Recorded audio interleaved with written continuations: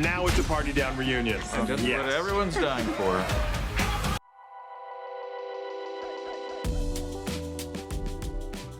I was a barista for one day. I got paid $2.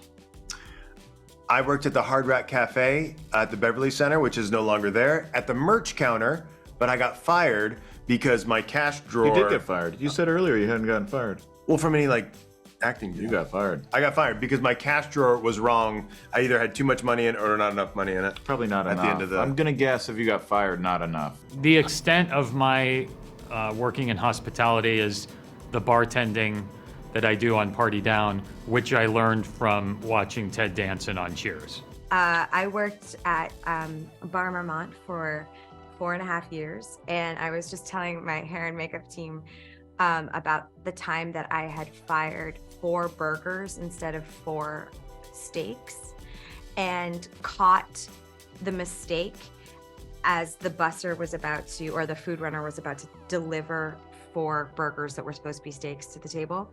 And I intercepted, took the 4 burgers, but the chef was there. And then the manager was in the other place, in another place where I could hide them. So there was no place to hide the burgers. And I couldn't throw them away because it was so much food. And also the garbage can was right next to. So I went out to valet with the 4 burgers, and I put them under a car. And 4 hours later, I went back and ate one of them and gave the 3 others to my coworkers. And they tasted so good. After sitting under the car? Yeah, 4 hours. And no one knew, but now they're gonna know. But I don't work there anymore, so.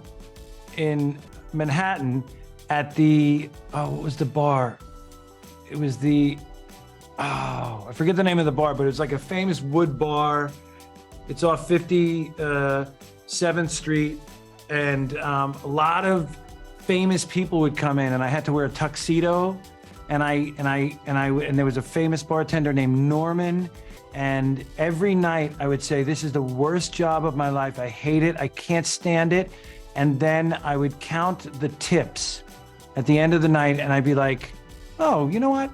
I can work one more night."